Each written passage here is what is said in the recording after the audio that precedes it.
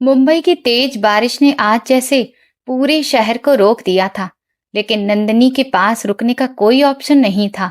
उसकी पुरानी बाइक की आवाज बारिश के शोर में कहीं खो गई थी और ठंड से उसका पूरा शरीर कांप रहा था। हेलमेट के शीशे पर गिरती बारिश की बूंदों के बीच वो किसी तरह सड़क देख रही थी। उसके दिमाग में बस एक ही बात चल रही थी कि ये आज का आखिरी ऑर्डर है। पिज्जा का डिब्बा उसके पीछे लगे बैग में सुरक्षित रखा था, लेकिन उसकी अपनी जिंदगी हर पल बिखरती जा रही थी। जैसे ही वो वर्ली की उन ऊंची ऊंची बिल्डिंग्स के पास पहुंची, उसे अपनी गरीबी पहले से भी ज्यादा महसूस होने लगी। यहाँ की चौड़ी सड़कें और हवा में घुली अमीरी की खुशबू उसके फटे हुए रेन कोट की गंध से बिल्कुल अलग थी। सिक्योरिटी गार्ड ने उसे ऐसे देखा जैसे वो इस चमकती दुनिया का हिस्सा ही ना हो। नंदिनी ने अपने भीगे हुए बाल चेहरे से हटाए और कांपते हाथों से फोन निकालकर एक बार फिर टावर और फ्लैट नंबर चेक किया। लिफ्ट के अंदर लगे शीशे में उसने खुद को देखा तो उसकी असली हालत साफ नजर आ रही थी, जिसे वो इतने सालों से नजरअंदाज करती आ रही थी। उसकी आंखों में थकान साफ दिख रही थी और चेहरे पर भूख और संघर्ष की लकीरें थीं। कभी यही नंदिनी थी जिसे महंगी साड़ियों और सोने के गहनों की आदत थी, लेकिन आज वो बस एक डिलीवरी गर्ल बनकर रह गई थी। जैसे जैसे लिफ्ट ऊपर जा रही थी, वैसे वैसे बिना किसी वजह उसके दिल की धड़कनें तेज होती जा रही थी, जैसे उसे पहले से ही किसी अनहोनी का एहसास हो रहा हो। पेंट हाउस का दरवाजा भारी सागवान की लकड़ी का बना था, जिस पर गोल्डन कलर की खूबसूरत नक्काशी थी, और उसे देखकर ही उसकी शानो शौकत का अंदाजा लग रहा था। नंदिनी ने गहरी सांस ली और डोर बेल बजा दी। उसने अपना पिज्जा बैग ठीक किया और खुद को संभालने की कोशिश की। उसे लगा हमेशा की तरह कोई नौकर दरवाजा खोलेगा, पैसे देगा और वो वापस चली जाएगी। लेकिन जैसे ही दरवाजा खोला, उसके पैरों तले जमीन खिसक गई। सामने विराज सिंघानिया खड़ा था, वही विराज जिसे वो 5 साल पहले एक अंधेरी रात में हमेशा के लिए छोड़कर चली गई थी। उसके शरीर पर महंगा सिल्क का गाउन था और उसकी आंखों में वही पुरानी चमक थी, लेकिन अब उसमें पहले से कई ज्यादा शक्ति और ठंडापन आ चुका था। वो पहले से कई ज्यादा कामयाब और ताकतवर दिख रहा था, जबकि नंदिनी उसके सामने बारिश में भीगी एक लाचार कर्मचारी बनकर खड़ी थी। दोनों के बीच ऐसा सन्नाटा छा गया जो बाहर हो रही तेज बारिश से भी ज्यादा भारी लग रहा था। विराज की नजरें नंदिनी के चेहरे पर टिकी थीं और उसके चेहरे का हैरान होना धीरे धीरे नफरत में बदलने लगा। उसने शायद कभी सोचा भी नहीं होगा कि उसकी एक्स वाइफ एक दिन उसके दरवाजे पर पिज्जा डिलीवर करने आएगी। नंदिनी का मन कर रहा था कि वो वहीं से भाग जाए या जमीन पर ही गिर पड़े, लेकिन उसका आत्मसम्मान उसे ऐसा करने नहीं दे रहा था। उसने कांपते हाथों से पिज्जा का डिब्बा आगे बढ़ाया, लेकिन उसकी आवाज जैसे गले में ही अटक गई थी। बहुत मुश्किल से उसने खुद को संभालते हुए कहा, आपका ऑर्डर सर। विराज ने पिज्जा लेने के बजाय बस उसे ऊपर से नीचे तक देखा, जैसे उसकी गरीबी देखकर उसे खुशी मिल रही हो। उसके आलीशान घर की चमक नंदिनी की आंखों में चुभ रही थी और उसे अपने छोटे से अंधेरे कमरे की याद दिला रही थी। उस पल ऐसा लग रहा था जैसे वक्त थम गया हो और दोनों के बीच पुरानी यादों का तूफान वापस लौट आया हो। विराज ने ठंडी सी मुस्कान के साथ जेब से नोटों की गड्डी निकाली और कुछ नोट उसकी तरफ ऐसे फेंक दिए जैसे उनकी कोई कीमत ही ना हो। नोट सीधे फर्श पर जाकर गिरे, ठीक नंदिनी के उन फटे हुए जूतों के पास जो कीचड़ से सने हुए थे। बाकी पैसे टिप समझ कर रख लो नंदिनी। उसके हर शब्द में जहर घुला हुआ था, जो नंदिनी के दिल को अंदर तक चीर रहा था। उसे उसी पल समझ आ गया कि विराज उसे कभी भूल नहीं पाया था, उसने सिर्फ अपनी नफरत को जिंदा रखा था। नंदिनी उन नोटों को उठाने के लिए नहीं झुकी। उसने अपनी आंखों में आए आंसुओं को रोका और पूरी हिम्मत के साथ विराज की आंखों में देखा। उसे महसूस हो रहा था कि ये मुलाकात सिर्फ एक इत्तेफाक नहीं है, बल्कि शायद पुराने हिसाब किताब का वक्त आ गया है। उसने खुद को संभालते हुए कहा, मेरा नाम अब सिर्फ नंदिनी है और मुझे आपकी दया की बिल्कुल जरूरत नहीं है। विराज की आंखों में एक पल के लिए गुस्सा चमका, लेकिन उसने खुद को तुरंत कंट्रोल कर लिया। अंदर से हल्का सा म्यूजिक सुनाई दे रहा था, जो नंदिनी की खामोश जिंदगी का मजाक उड़ाता हुआ लग रहा था। उसे याद आ गया कि कभी यही दोनों साथ बैठकर सपने देखा करते थे, जब विराज के पास कुछ भी नहीं था, सिर्फ उसका प्यार था। आज उसके पास सब कुछ था, लेकिन प्यार की जगह सिर्फ घमंड और नफरत बची थी। विराज ने दरवाजे पर हाथ रखते हुए उसे अंदर आने का इशारा किया, जो किसी निमंत्रण से ज्यादा एक आदेश जैसा लग रहा था। उसने कहा, अंदर आ जाओ, बाहर बहुत ठंड है और मुझे लगता है हमारी अधूरी कहानी पर बात होनी चाहिए। नंदिनी जानती थी कि इस घर के अंदर कदम रखना उसके लिए आसान नहीं होगा, क्योंकि उसकी भावनाएं अभी भी कमजोर थीं, लेकिन उसका आत्मसम्मान उसे भागने नहीं दे रहा था। उसे लगा कि आज उसे अपनी बेगुनाही साबित करनी ही होगी। वो धीरे धीरे भारी कदमों से उस ठंडे संगमरमर के फर्श पर चलने लगी और उसके कीचड़ भरे पैरों के निशान पीछे छूटते जा रहे थे। हॉल के बीच पहुंचकर उसने चारों तरफ नजर दौड़ाई। हर चीज इतनी महंगी और शानदार थी कि वो बस देखती रह गई। दीवारों पर लगी पेंटिंग्स और बड़ा सा झूमर साफ बता रहे थे कि विराज ने कितनी दौलत और शोहरत हासिल कर ली है। विराज सोफे पर बैठ गया और उसने नंदिनी को भी बैठने का इशारा किया, लेकिन वो वहीं खड़ी रही जैसे कोई अपराधी हो। उसे लग रहा था कि उसकी मौजूदगी से इस घर की चमक फीकी पड़ जाएगी, जो कभी उसका भी हो सकता था। विराज ने ताना मारते हुए कहा, तो एक अमीर बाप की बेटी आज गलियों में खाना पहुंचा रही है। सच में कर्मों का हिसाब बड़ा अजीब होता है। नंदिनी ने अपनी आंखें बंद कर ली, क्योंकि उसे पता था कि अपनी मजबूरी बताने का अब कोई फायदा नहीं है। उसे नहीं मालूम था कि विराज को उसके पापा के दिवालिया होने और फिर उनकी मौत के बारे में पता है या नहीं। उसने अपनी मुट्ठियां कस ली ताकि उसका डर विराज को बिल्कुल भी दिखाई ना दे। विराज ने पिज्जा का डिब्बा टेबल पर रखा और बिना खोले ही एक तरफ सरका दिया, जैसे उसे अब खाने में कोई दिलचस्पी ही ना हो। वो सिर्फ नंदिनी को मानसिक तकलीफ देना चाहता था और उसे एहसास कराना चाहता था कि वो कितने नीचे गिर चुकी है। तभी नंदिनी की नजर विराज के हाथ में पहनी उसी पुरानी अंगूठी पर गई, जो उसने कभी बड़े प्यार और उम्मीद के साथ उसे पहनाई थी। ये देखकर उसका दिल और तेजी से धड़कने लगा, क्योंकि शायद इतनी नफरत के बाद भी कहीं ना कहीं कुछ बाकी था। विराज अचानक गुस्से में बोला, तुम मुझे उस वक्त छोड़कर गई थी जब मुझे तुम्हारी सबसे ज्यादा जरूरत थी, और आज देखो भगवान ने तुम्हें कहाँ लाकर खड़ा कर दिया है। उसकी आवाज में सालों से दबा दर्द और अकेलापन साफ महसूस हो रहा था, जो अब गुस्सा बनकर बाहर निकल रहा था। विराज के सामने नंदिनी बिल्कुल चुप खड़ी रही, क्योंकि वो उसे ये नहीं बता सकती थी कि उसने जो भी किया था वो सिर्फ विराज का फ्यूचर बचाने के लिए किया था। उसके दिल में बहुत कुछ था, लेकिन हर बार शब्द उसके सूखे होठों तक आकर रुक जाते थे। रात लगातार और गहरी होती जा रही थी। बाहर बिजली की तेज कड़क कमरे के सन्नाटे को बार बार चीर रही थी। आवाज इतनी डरावनी थी कि किसी का भी दिल कांप जाए। तभी नंदिनी को अपने बीमार पड़ोसी बच्चे की याद आई, जो उसका इंतजार कर रहा होगा। उसने उससे वादा किया था कि वो उसके लिए दवा लेकर आएगी। उसे यहाँ से निकलना ही था, इस नफरत से भरे आलीशान महल से, जो उसके लिए किसी जेल से कम नहीं था, जहां उसकी सांसें तक घुट रही थीं। उसने बिना कुछ कहे दरवाजे की तरफ कदम बढ़ा दिए। उसने ये भी नहीं सोचा कि विराज उसे रोकेगा या जाने देगा। मैं यहाँ पैसे कमाने आई थी, अपमान सहने नहीं। अगर आपको पिज्जा नहीं चाहिए तो मैं जा रही हूँ, नंदिनी ने पूरी हिम्मत के साथ कहा। विराज अपनी जगह से उठा और तेज कदमों से उसके सामने आकर खड़ा हो गया। उसने उसका रास्ता रोक लिया। उसकी आंखों में एक अजीब सी जिद और पागलपन साफ नजर आ रहा था। वो उसे इतनी आसानी से जाने देने वाला नहीं था, क्योंकि 5 साल का इंतजार इतनी जल्दी खत्म नहीं हो सकता था। अब दोनों के बीच बस इतना ही फासला बचा था कि एक दूसरे की सांसें तक महसूस हो रही थी। नंदिनी ने उसकी आंखों में देखा तो उसे वही पुराना विराज नजर आया, जो कभी उसकी एक मुस्कान के लिए पूरी दुनिया से लड़ जाता था।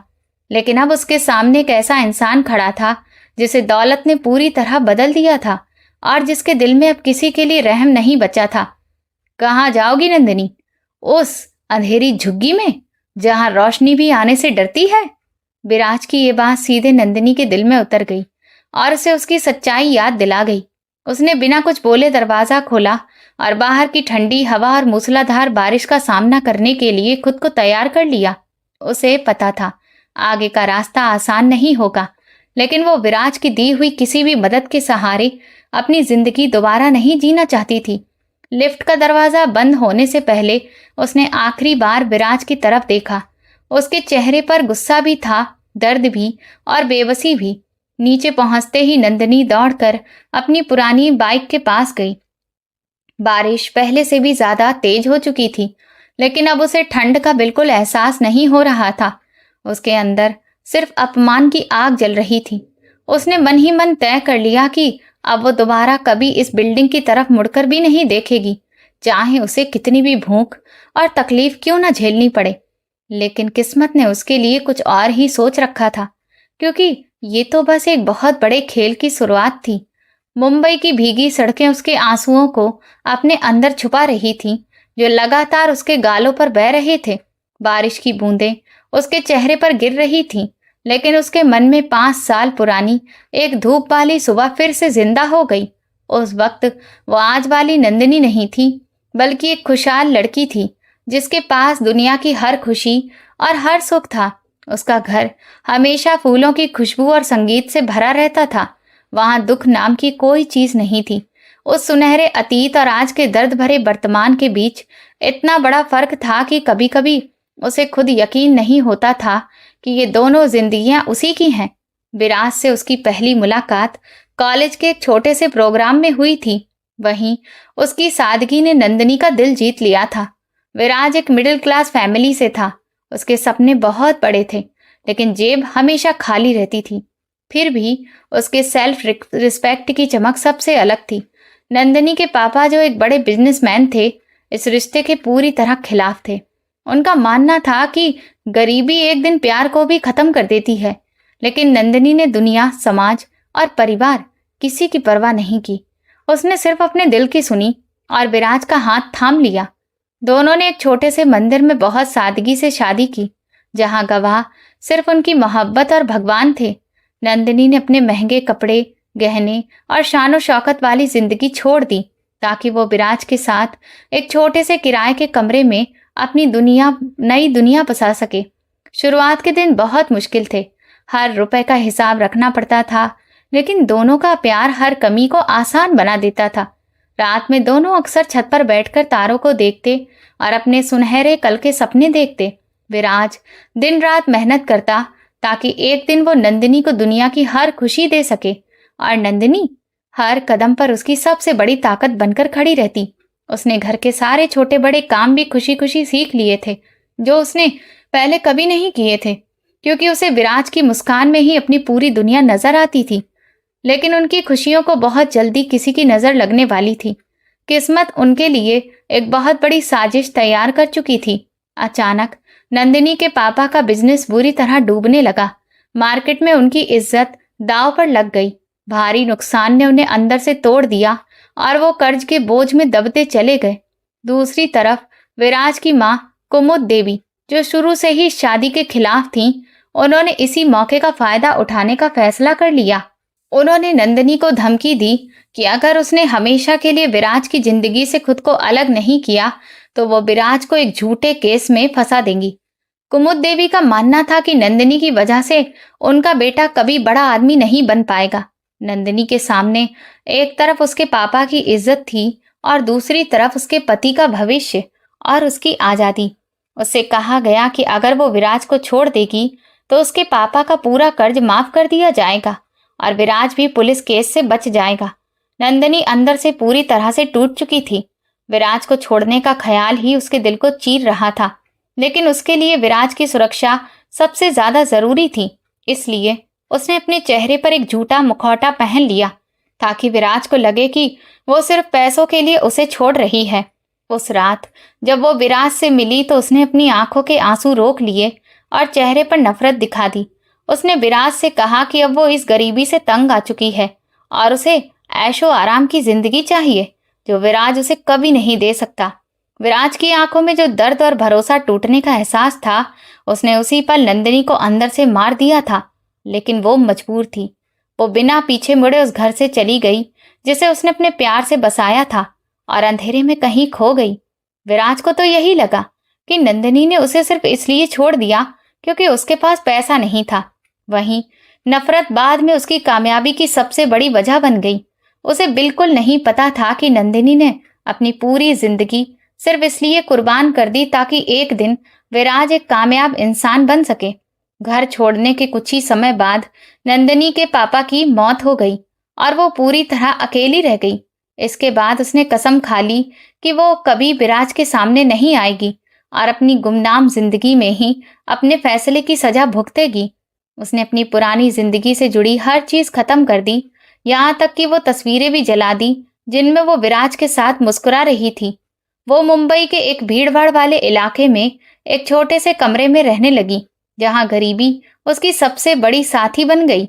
उसने सिलाई की, कढ़ाई की, मजदूरी की और न जाने कितने छोटे बड़े काम किए ताकि किसी तरह अपना गुजारा कर सके। बाद में उसने एक फूड डिलीवरी कंपनी में जॉब कर ली, जहां उसका मैनेजर हर दिन टाइम पर डिलीवरी करने का प्रेशर बनाकर रखता था। लेकिन यादें ऐसी चीज होती हैं जो इंसान का पीछा कभी नहीं छोड़ती, चाहे वो उनसे कितनी भी दूर भागने की कोशिश क्यों ना करे। जब उसे पता चला कि विराज अब बहुत बड़ा बिजनेसमैन बन चुका है, तो उसके दिल में एक साथ खुशी भी हुई और एक अजीब सा खालीपन भी भर गया। उसे सुकून था कि उसकी कुर्बानी बेकार नहीं गई, लेकिन इसकी कीमत उसने अपनी पूरी जिंदगी देकर चुकाई थी। वो अक्सर दूर से विराज की खबरें पढ़ती, उसकी तस्वीरें देखती और खुद को यही समझाती कि चलो कम से कम वो खुश तो है। लेकिन आज की इस मुलाकात ने उसे एहसास करा दिया कि विराज के दिल में उसके लिए अब सिर्फ नफरत, दर्द और बदले की आग बची है। बारिश अब थोड़ी धीमी जरूर हो गई थी, लेकिन नंदिनी के दिल का तूफान अभी भी शांत नहीं हुआ था। उसकी पुरानी बाइक की आवाज उसे बार बार आज की कड़वी सच्चाई याद दिला रही थी, जहां वो सिर्फ एक डिलीवरी गर्ल थी और उसका मैनेजर हर दिन नए टारगेट देकर उसकी मुश्किलें और बढ़ा देता था। उसने अपनी भीगी हथेलियों से चेहरा पोंछा और खुद को समझाने की कोशिश की कि विराज अब उसका कुछ भी नहीं लगता। लेकिन उसके दिल का एक छोटा सा कोना आज भी उन पुराने दिनों की राख कुरेद रहा था, जहां कभी मोहब्बत की गर्माहट थी और साथ जीने मरने के वादे उसे हमेशा के लिए सच लगते थे। 5 साल की उस लंबी जुदाई ने दोनों के बीच नफरत की ऐसी दीवार खड़ी कर दी थी जिसे तोड़ना अब शायद नामुमकिन था। विराज को लगता था कि अब वो नंदिनी को अच्छी तरह पहचान चुका है, लेकिन उसकी आंखों में छिपा दर्द उसे बिल्कुल दिखाई नहीं दे रहा था। नंदिनी बस यही सोच रही थी कि काश उसने उस पेंट हाउस का ऑर्डर कभी लिया ही ना होता, तो ये पुराने जख्म फिर से कभी नहीं खुलते। वो अंधेरी गलियों में अपनी बाइक तेज चलाती रही, जैसे खुद से और अपनी ही यादों से बहुत दूर भाग जाना चाहती हो। एक वक्त था जब नंदिनी को फूलों से बहुत प्यार था और विराज हर रोज उसके लिए मोगरे का गजरा लेकर आता था, जिसकी खुशबू पूरे कमरे में फैल जाती थी। लेकिन आज उस खुशबू की जगह पिज़्ज़ा की स्मेल और बारिश की सीलन ने ले ली थी, जो वक्त के बेरहम बदल जाने की गवाही दे रही थी। नंदिनी की वो मासूम और नरम सी दुनिया अब उसकी सख्त और संघर्ष भरी जिंदगी के नीचे कहीं दब चुकी थी। अब वो हर दर्द सहने की आदत डाल चुकी थी। उसने अपनी भीगी पलकों को झपकाया और पूरा ध्यान अपनी मंजिल पर लगा दिया, जहां कोई भूखा उसका इंतजार कर रहा था। पुराने दिनों को याद करना हमेशा तकलीफ देता है, खासकर तब जब उन यादों में सिर्फ अधूरे वादे और टूटे हुए सपने ही बचे हों। नंदिनी को बार बार विराज की कही हुई बात याद आ रही थी कि अमीर बाप की बेटी अब गलियों में घूम रही है। ये ताना उसके आत्मसम्मान पर बहुत गहरी चोट कर गया था। उसका मन कर रहा था कि वो विराज को बता दे कि ईमानदारी की 2 वक्त की रोटी उस बेईमानी की दौलत से कई ज्यादा सुकून देती है, जिसने उनकी जिंदगी बर्बाद कर दी। लेकिन उसने कुछ नहीं कहा, क्योंकि अब खामोशी ही उसकी सबसे मजबूत ढाल बन चुकी थी, जिसे उसने सालों के संघर्ष और आंसुओं से तैयार किया था। आखिरकार वो अपने छोटे से घर पहुंची और चैन की सांस ली। वहां गरीबी जरूर थी, लेकिन कम से कम कोई उसे ताने देने वाला नहीं था। उसने दरवाजा खोला और अंदर चली गई। ऐसा लगा जैसे दीवारों पर अब भी पुरानी यादों की हल्की सी परछाइयां मौजूद हों। दवाइयों का बैग मेज पर रखते हुए उसने सोचा कि जिंदगी भी कितनी अजीब होती है। इंसान जितना किसी जगह से भागना चाहता है, किस्मत उसे फिर वहीं लाकर खड़ा कर देती है। उसने लंबी सांस ली और खिड़की से बाहर देखते हुए उन यादों को फिर से दिल में दफन करने की कोशिश की। लेकिन उस रात उसे नींद नहीं आई।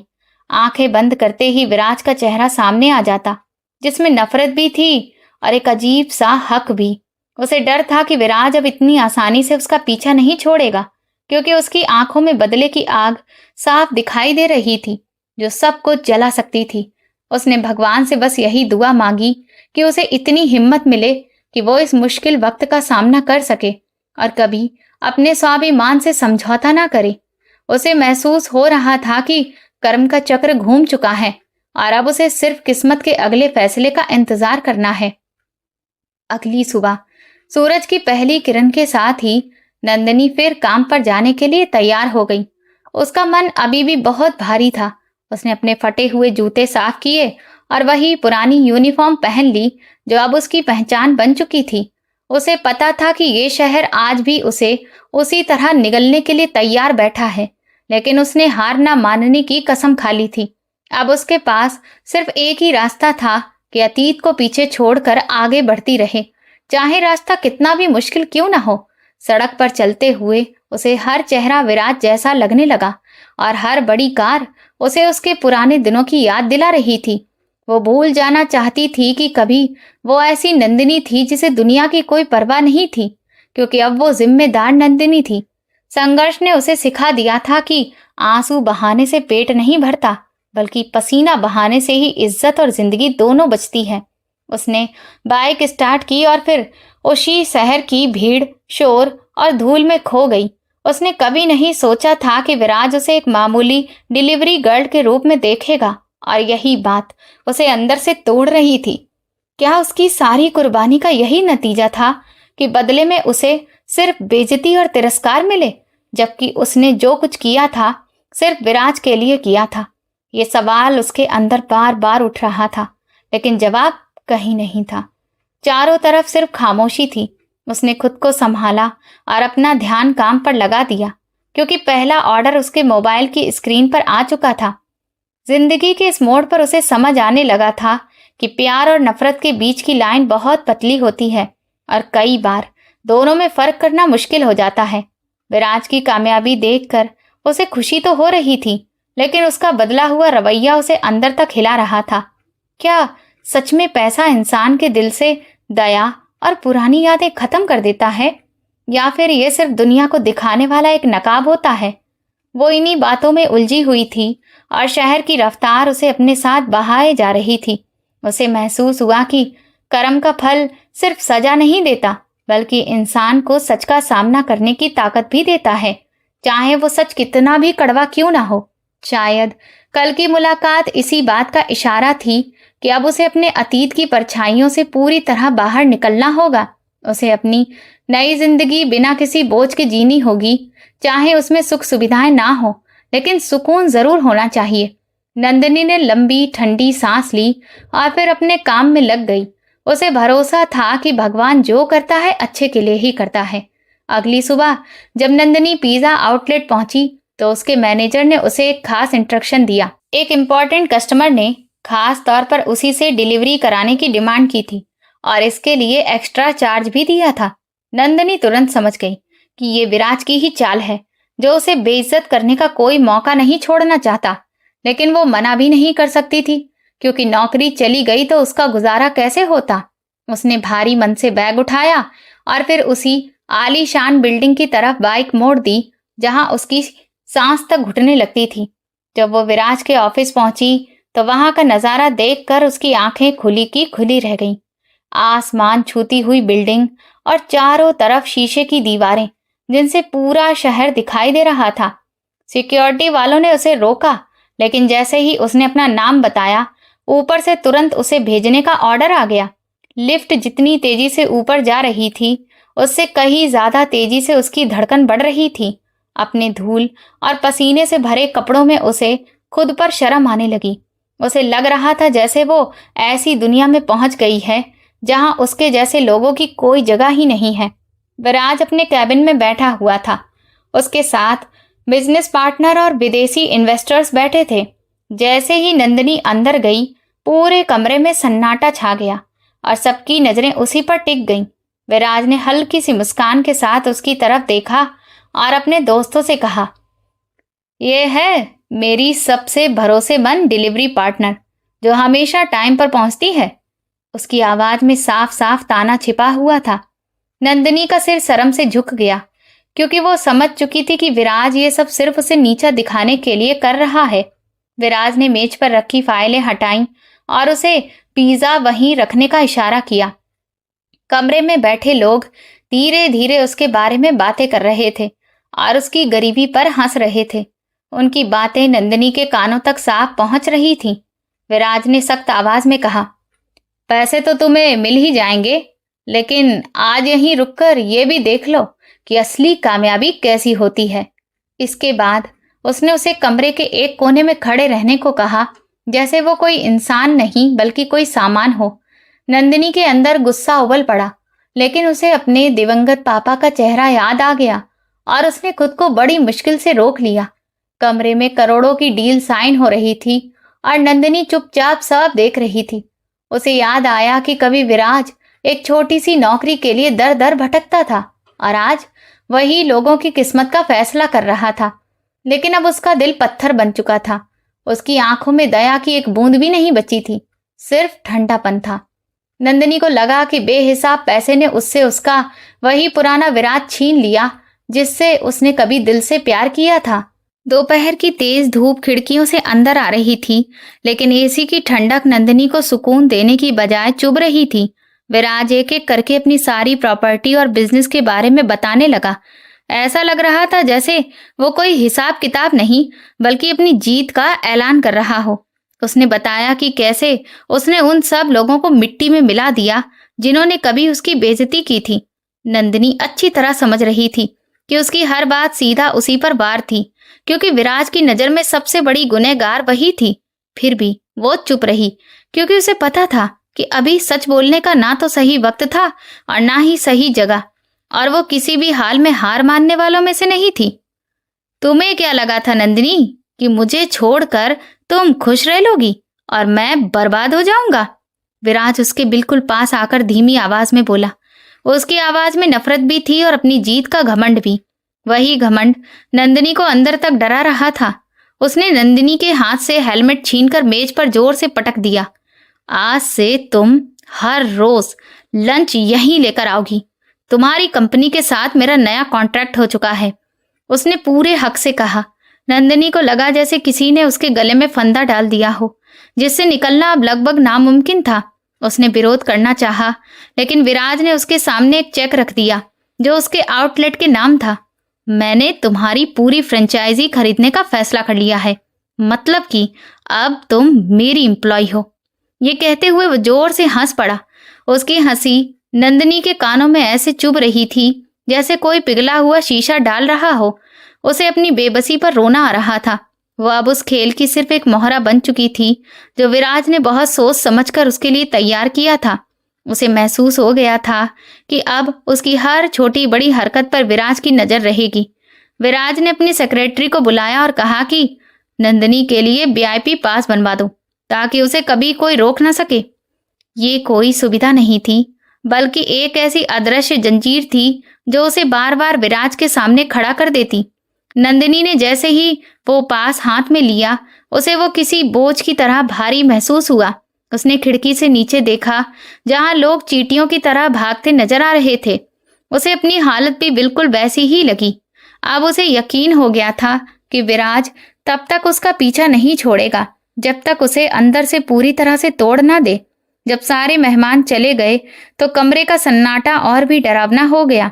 विराज अपनी कुर्सी पर पीछे टिक गया और नंदिनी को ऐसे देखने लगा जैसे कोई शिकारी अपने शिकार को देखता है। तुम्हारी ये मासूमियत और ये बेचारगी, कहीं ये भी तुम्हारा कोई नया ड्रामा तो नहीं है? उसने कड़वे लहजे में पूछा। नंदिनी ने आंखों में आए आंसुओं को रोक लिया और सिर उठाकर सीधा उसकी तरफ देखा। वो मर सकती थी लेकिन विराज के सामने कभी भीख नहीं मांग सकती थी, चाहे कुछ भी हो जाए। पैसा इंसान का असली चेहरा बदल देता है और विराज, तुम आज उसकी सबसे बड़ी मिसाल बन चुके हो। पहली बार नंदिनी ने पूरे भरोसे के साथ जवाब दिया। उसकी बात सुनते ही विराज गुस्से से खड़ा हो गया और उसने मेज पर इतनी जोर से हाथ मारा कि आवाज पूरे कैबिन में गूंज गई। उसे बिल्कुल उम्मीद नहीं थी कि जो लड़की अब तक चुप थी वही उसे पलटकर जवाब दे देगी। वो नंदिनी के चेहरे के बिल्कुल करीब आ गया और अपनी आंखों से उसे डराने की कोशिश करने लगा। लेकिन अब नंदिनी उस डर से बहुत आगे निकल चुकी थी, क्योंकि जिंदगी उसे इससे भी बुरे दिन दिखा चुकी थी। पूरे कैबिन का माहौल इतना भारी हो गया था जैसे हवा में करंट दौड़ रहा हो। नंदिनी को महसूस हुआ कि विराज की नफरत के पीछे कहीं ना कहीं वही पुराना प्यार दबा हुआ है जो अब नफरत में बदल चुका था। वो जितना उसे तकलीफ देना चाहता था उतना ही खुद भी अंदर से टूटता हुआ दिखता था। आखिर में विराज ने उसे जाने का इशारा कर दिया, लेकिन उसके शब्द अब भी नंदिनी के कानों में गूंज रहे थे। वो बाहर निकली तो उसे लगा जैसे किसी अंधेरी सुरंग से निकल कर आई हो, जहां रोशनी नाम की चीज बहुत कम थी। अगले कई दिनों तक यही सिलसिला चलता रहा। नंदिनी हर रोज वही मानसिक तकलीफ झेलती रही।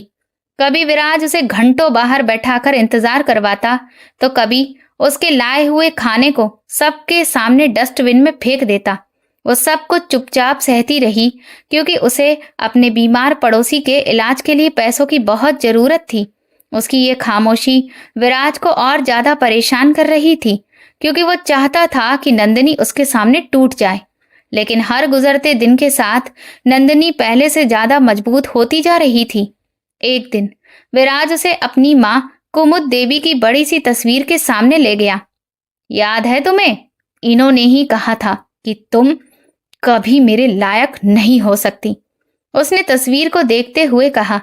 नंदिनी के सीने में दर्द की एक लहर उठी, क्योंकि वो जानती थी कि उनकी जिंदगी बर्बाद करने वाला असली खेल इसी औरत ने खेला था।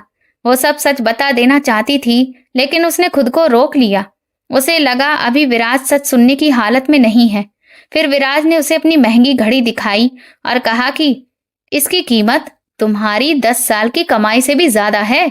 नंदिनी हल्का सा मुस्कुराई और बोली, समय की कीमत घड़ी से नहीं होती, उन लोगों से होती है जिनके साथ हम अपना वक्त बिताते हैं। यह सुनते ही विराज का गुस्सा फिर भड़क गया। उसने घड़ी उठाकर दीवार पर दे मारी। घड़ी के कांच के टुकड़े पूरे कमरे में बिखर गए, बिल्कुल वैसे ही जैसे उनका रिश्ता बिखर चुका था। नंदिनी ने बिना कुछ बोले उन टुकड़ों को देखा और वहां से निकल गई। हर शाम के साथ उसकी थकान और मानसिक बोझ बढ़ता जा रहा था, जो उसके चेहरे पर साफ दिखता था। उसे अपनी गरीबी से कभी शर्म नहीं आई, लेकिन विराज का बर्ताव उसे अंदर से खोखला कर रहा था।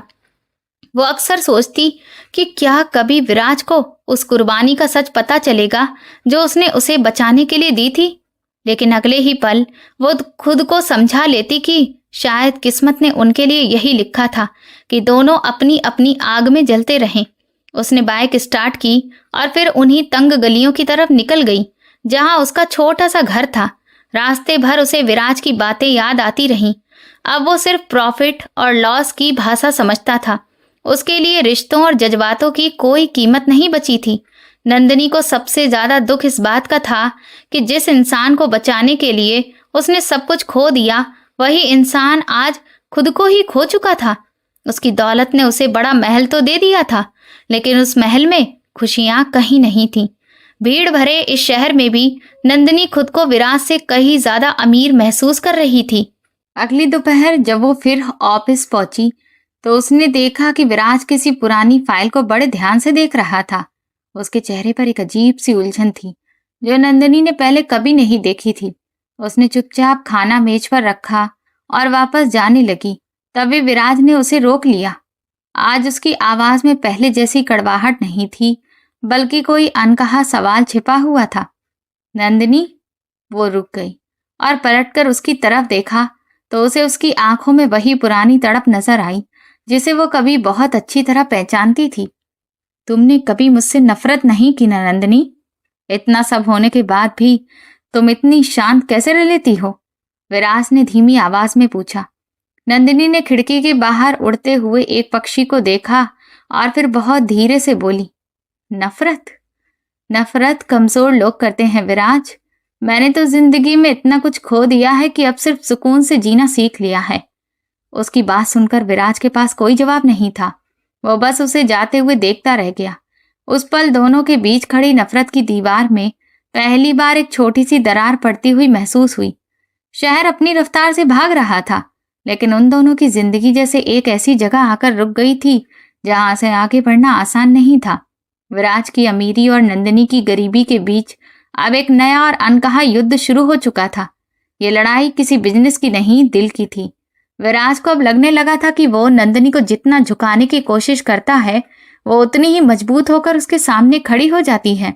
उसने अपनी आलीशान कुर्सी पर सिर टिकाया और फिर उन्हीं पुरानी यादों में खो गया जो आज तक उसे चैन से सोने नहीं देती थी। उसे डर लगने लगा था कि कहीं उसकी यही नफरत उसकी जिंदगी की सबसे बड़ी हार न बन जाए। उधर रात के सन्नाटे में नंदिनी अपने बिस्तर पर लेटी थी। उसकी आंखों के सामने फिर वही विराज की टूटी हुई घड़ी घूम गई। उसे लगा जैसे वो कांच के टुकड़े असल में उसके अपने सपने थे, जो एक बार टूट गए तो फिर कभी जुड़ नहीं पाए। उसने आंखें बंद की और भगवान से बस इतनी ताकत मांगी कि वो हर हाल में अपनी सच्चाई पर टिकी रह सके। उसे पता था कि अगला दिन भी उसके लिए किसी इम्तिहान से कम नहीं होगा, लेकिन इस बार उसका मन पहले से थोड़ा शांत था। अंधेरे कमरे में भी उसे अपनी ईमानदारी की रोशनी साफ नजर आ रही थी। दूसरी तरफ विराज के अंदर बेचैनी बढ़ती जा रही थी। उसे समझ ही नहीं आ रहा था कि नंदिनी इतना अपमान सहकर भी आखिर इतनी शांत कैसे रह लेती है। आखिर उसने अपनी लग्जरी कार निकाली और चुपचाप नंदिनी का पीछा करने का फैसला कर लिया। वो उसके बारे में पूरा सच जानना चाहता था। रात की सुनसान सड़कों पर उसकी महंगी कार किसी शिकारी की तरह नंदिनी की पुरानी मोटरसाइकिल के पीछे धीरे धीरे चल रही थी। ये सिर्फ जिज्ञासा नहीं थी, ये उसके अंदर सालों से जल रही बदले की आग का एक नया रूप था। जैसे दोनों धारावी की तंग और बदबूदार गलियों की तरफ बढ़े, विराज का दम घुटने लगा। वहां की हवा में ही गरीबी की गंध बसी हुई थी।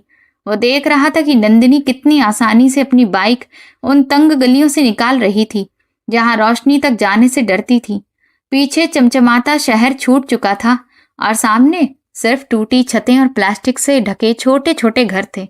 विराज को यकीन ही नहीं हो रहा था कि जो लड़की कभी महलों जैसी जिंदगी जीती थी, आज वो यहाँ रह रही है। नंदिनी ने एक टूटे फूटे मकान के सामने बाइक रोकी। उसने अपने बैग से दवाइयां और खाने के कुछ पैकेट निकाले जो वो रास्ते से खरीद कर लाई थी। विराज दूर अपनी कार में बैठा उसे देख रहा था। थकी होने के बावजूद उसके चेहरे पर एक अजीब सी सादगी और सुकून था।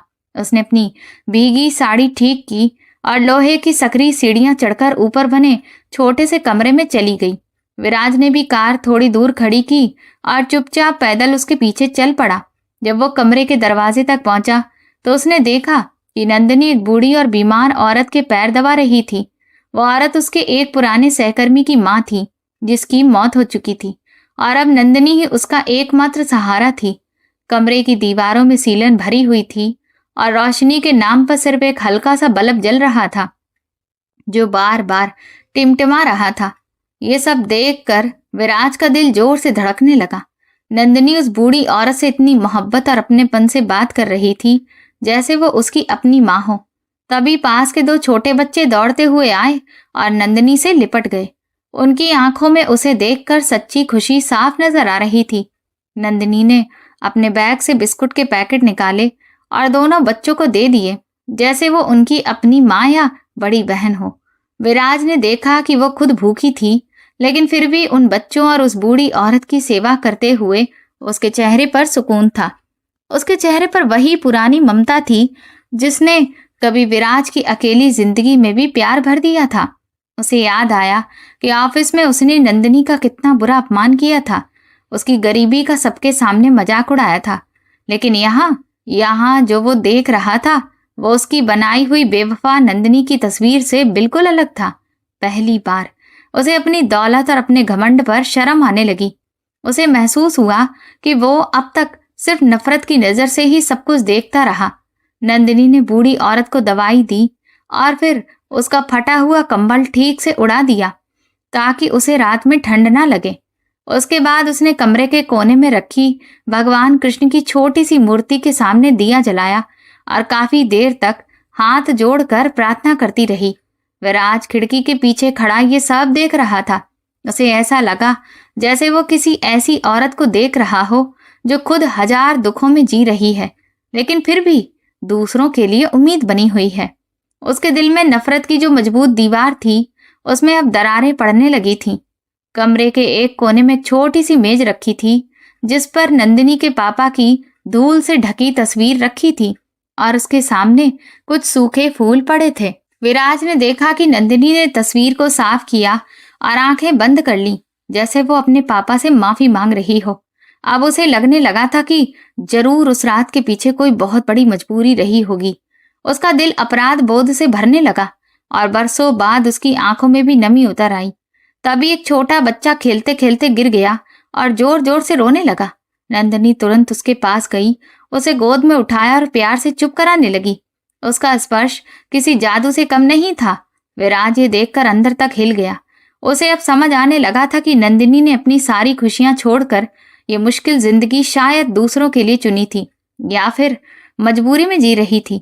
उसे अब बिल्कुल यकीन नहीं हो रहा था कि इतनी नेकदिल औरत सिर्फ कुछ पैसों के लिए किसी को धोखा दे सकती है।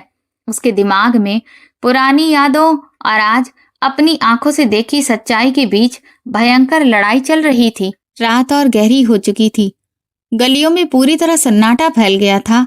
बस कहीं दूर कुत्तों के भौंकने की आवाजें आ रही थीं। विराज को लगा कि अब उसे यहाँ से निकल जाना चाहिए, इससे पहले कि नंदिनी उसे देख ले। वो भारी कदमों से वापस अपनी महंगी कार तक पहुंचा, लेकिन उसका दिल अब भी उसी छोटे से सीलन भरे कमरे में अटका हुआ था। कार की मुलायम सीटें भी उसे अब कांटों जैसी चुभ रही थी। रास्ते भर उसके दिमाग में सिर्फ नंदिनी का वही शांत और निस्वार्थ चेहरा घूमता रहा, जिसने बिना शिकायत हर दर्द को अपना लिया था। उसे याद आया कि कैसे उसने सबके सामने उसके हाथ से पैसे गिराकर उसे टिप उठाने पर मजबूर किया था। अब वो खुद अपने किए पर जल रहा था। उसे लगने लगा था कि शायद उससे ज्यादा छोटा इंसान इस दुनिया में कोई नहीं है। उसकी अरबों की दौलत और सारी कामयाबी अब उसे किसी भारी बोझ जैसी लगने लगी थी। अगली सुबह जब सूरज की रोशनी उसके आलीशान बेडरूम में पहुंची तो पिछली रात की सारी बातें उसे किसी अधूरे सपने जैसी लगने लगी। लेकिन फिर भी उसने बिना देर किए अपनी सेक्रेटरी को फोन लगाया और साफ शब्दों में कहा कि नंदिनी के पिछले 5 साल की पूरी हिस्ट्री निकालो, एक भी बात छूटनी नहीं चाहिए। अब वो जानना चाहता था कि उस रात के बाद आखिर नंदिनी के साथ क्या हुआ था और वो इस हालत तक कैसे पहुंची। उसके अंदर का सख्त बिजनेसमैन अब कहीं खो चुका था। उसकी जगह अब एक टूटा हुआ प्रेमी खड़ा था जो हर कीमत पर सिर्फ सच जानना चाहता था। पूरे दिन ऑफिस में विराज का बिल्कुल भी काम में मन नहीं लगा। वो बार बार अपनी घड़ी देख रहा था कि कब नंदिनी पिज्जा लेकर आएगी, लेकिन उस दिन नंदिनी नहीं आई। उसकी जगह एक दूसरा लड़का आया जिसने बताया कि नंदिनी की तबीयत बहुत ज्यादा खराब है। ये सुनते ही विराज का दिल बैठ गया। उसे लगा शायद उसने जो उसे इतना मेंटल टॉर्चर दिया उसी की वजह से उसकी ये हालत हो गई है। वो बिना किसी को कुछ बताए वहां से फौरन निकल गया। जब वो दोबारा उस झुग्गी में पहुंचा तो दिन की रोशनी में वहां की हालत और भी ज्यादा डरावनी लग रही थी।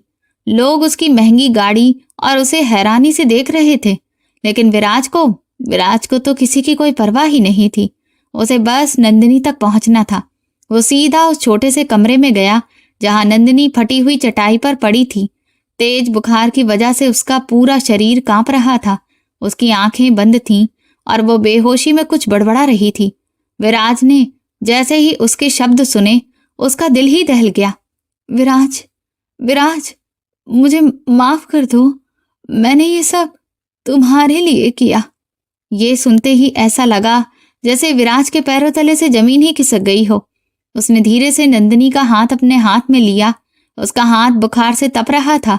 विराज की आंखों से आंसू टपक कर उसके हाथ पर गिरने लगे। उसे समझ ही नहीं आ रहा था कि वो क्या करे। उसके मन में बस एक ही बात थी कि किसी भी तरह नंदिनी को इस नरक से बाहर निकालना है और उसे सुरक्षित रखना है। उसे एहसास हो गया था कि वो पूरे 5 साल एक गलतफहमी में जीता रहा और उसी नफरत को अपने दिल में पालता रहा। उसने तुरंत अपने पर्सनल डॉक्टर को फोन किया और सख्ती से कहा कि बिना 1 मिनट गवाए इसी पते पर पहुंचो। वो कमरे के बाहर खड़ा उस गंदी सी गली को देख रहा था और खुद को कोस रहा था कि उसने कितना बड़ा गुनाह किया है। आसपास काफी लोग जमा हो चुके थे, लेकिन विराज का ध्यान किसी पर नहीं था। वो बस नंदिनी के होश में आने का इंतजार कर रहा था।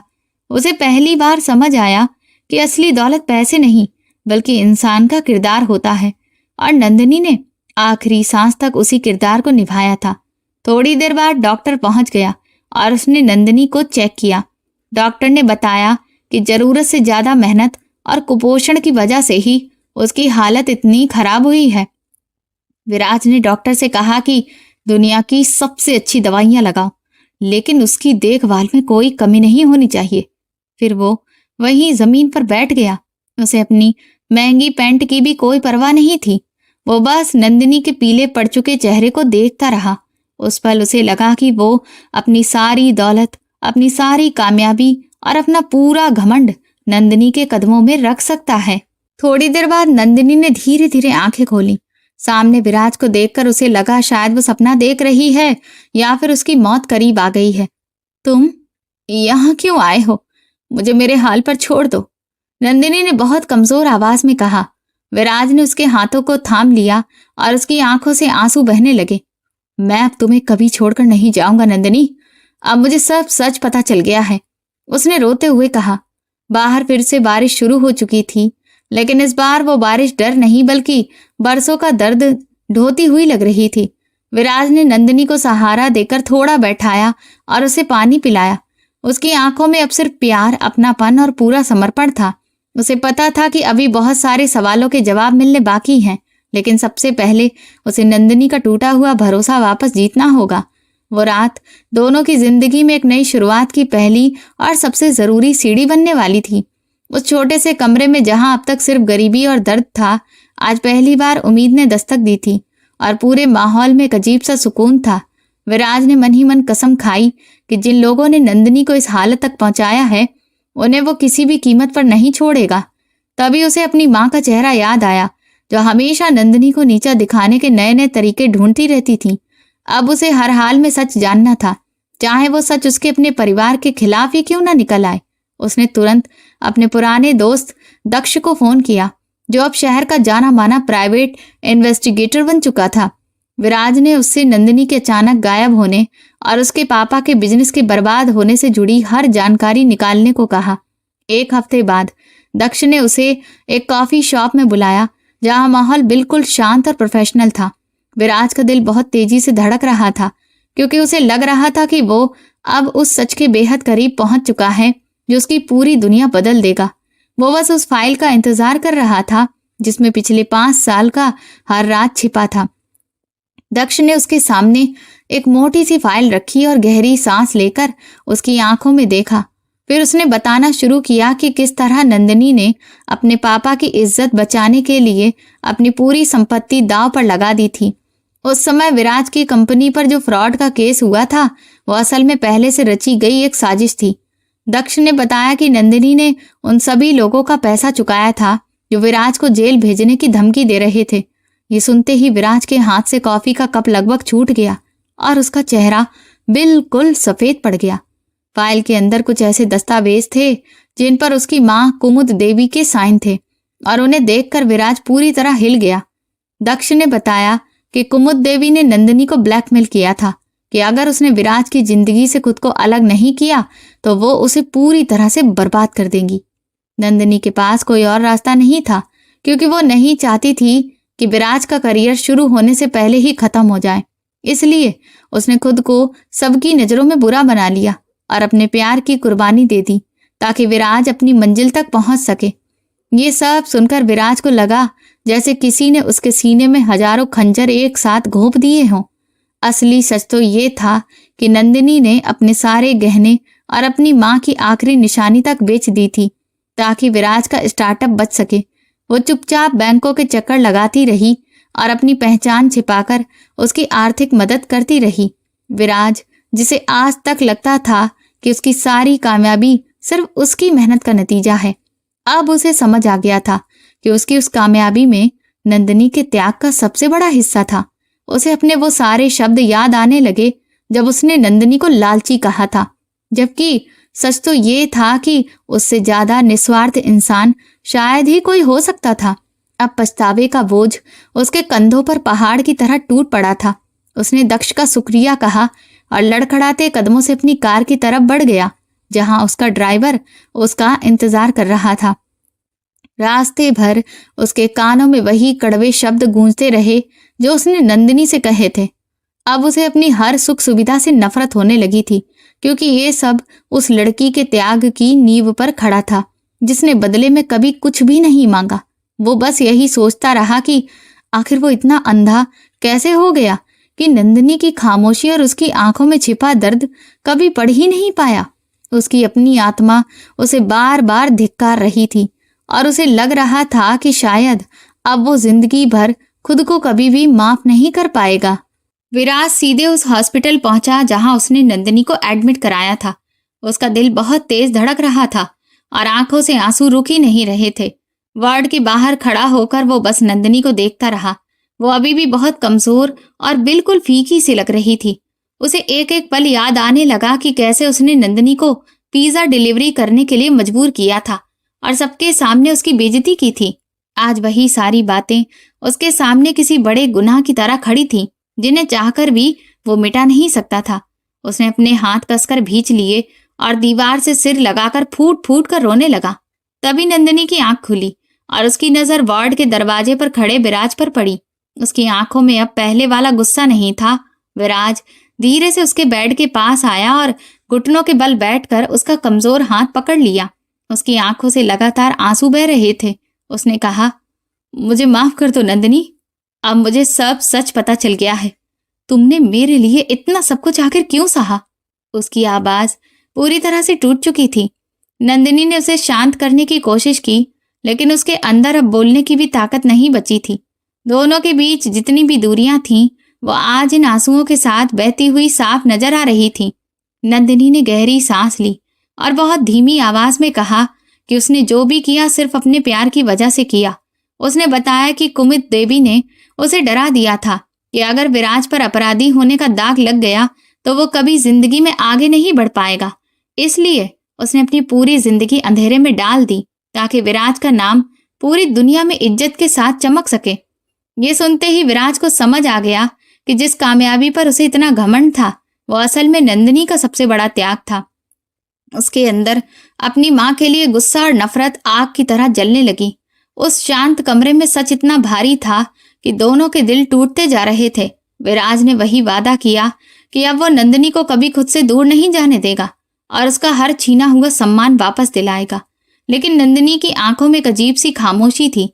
ऐसा लग रहा था जैसे वो अब इन रिश्तों और इस दुनिया से बहुत आगे निकल चुकी हो। उसने धीरे से कहा कि अब बहुत देर हो चुकी है और वक्त के दिए हुए जख्म इतनी आसानी से नहीं भरते। ये सुनकर विराज फिर डर गया, क्योंकि अब वो उसे किसी भी कीमत पर खोना नहीं चाहता था। उसे समझ आ गया कि सिर्फ सॉरी बोल देने से कुछ नहीं बदलेगा। उसे अपनी माँ के हर गुनाह का हिसाब देना होगा। उसने नंदिनी से कहा कि अब वो पहले वाला विराज नहीं रहा जो किसी की भी बातों में आकर अपना सब कुछ खो देता था। उसने डॉक्टर से बात की और नंदिनी के इलाज के लिए एक स्पेशल मेडिकल टीम लगाने को कहा ताकि वो जल्दी से जल्दी ठीक हो सके। उस रात वो पूरी रात उसके बेड के पास बैठा रहा, उसकी हर सांस पर नजर रखे हुए, जैसे अपनी मौजूदगी से उसे फिर से जीने की वजह देना चाहता हो। अगली सुबह विराज सीधे अपने पुश्तैनी घर पहुंचा। वहां कुमुद देवी आराम से बैठकर चाय पी रही थीं। उनके चेहरे पर वही घमंड था जिसे देखकर आज विराज का खून खौल उठा। उसने दक्ष की दी हुई सारी फाइलें मेज पर पटक दी और अपनी माँ से जवाब मांगा। कुमुद देवी का चेहरा उतर गया, लेकिन उन्होंने फिर भी अपनी गलती मानने से इनकार कर दिया। उन्होंने कहा कि जो कुछ भी किया सिर्फ विराज के अच्छे भविष्य के लिए किया। विराज गुस्से में चिल्लाया कि उसे ऐसा भविष्य बिल्कुल नहीं चाहिए जो किसी बेगुनाह की जिंदगी और उसके सम्मान को कुचलकर बनाया गया हो। उसने कहा, जिस लड़की को वो इतने सालों तक बेवफा समझता रहा, वही उसकी सबसे बड़ी ताकत और असली रक्षक निकली। लेकिन कुमुद देवी को अभी भी कोई पछतावा नहीं था। वो अभी भी नंदिनी को ही गलत ठहरा रही थी। उसी पल विराज ने फैसला कर लिया कि अब उसका इस घर और अपनी माँ से कोई रिश्ता नहीं रहेगा। वो बिना पीछे देखे वहां से निकल गया। अस्पताल वापस आते हुए वो यही सोचता रहा कि पैसे ने उसके परिवार को इतना पत्थर दिल बना दिया कि उन्हें इंसानियत की कोई कीमत ही नहीं रही। आज उसे समझ आया कि असली गरीबी जेब की नहीं बल्कि दिल की होती है और नंदिनी इस दुनिया की सबसे अमीर इंसान है। उसने अपनी कंपनी के ट्रस्ट से बड़ी रकम दान करने का फैसला किया ताकि धारावी जैसे इलाकों में हेल्थ फैसिलिटी बेहतर हो सके। वो चाहता था कि जिस समाज के लिए नंदिनी ने इतना कुछ किया, उसी समाज को उसका फायदा मिले। अब उसके दिल में बदले की जगह सिर्फ सेवा और अपने किए का पछतावा बचा था। जब वो वापस नंदिनी के कमरे में पहुंचा तो उसने देखा कि वो खिड़की के बाहर डूबते सूरज को चुपचाप देख रही थी। विराज उसके पैरों के पास बैठ गया और बोला कि उसने अपनी माँ से सारे रिश्ते खत्म कर दिए हैं और अब वो पूरी तरह से आजाद है। नंदिनी की आंखों से एक आंसू निकल आया, लेकिन उसने कुछ नहीं कहा क्योंकि वो जानती थी कि रिश्ते टूटने का दर्द कितना बड़ा होता है। विराज ने उसका हाथ अपने होठों से लगाया और वादा किया कि अब उसकी आंखों में कभी आंसू नहीं आने देगा। उस कमरे का माहौल पूरी तरह से बदल चुका था। सच सामने आने के बाद विराज को ऐसा लग रहा था जैसे उसकी नई जिंदगी शुरू हो गई हो।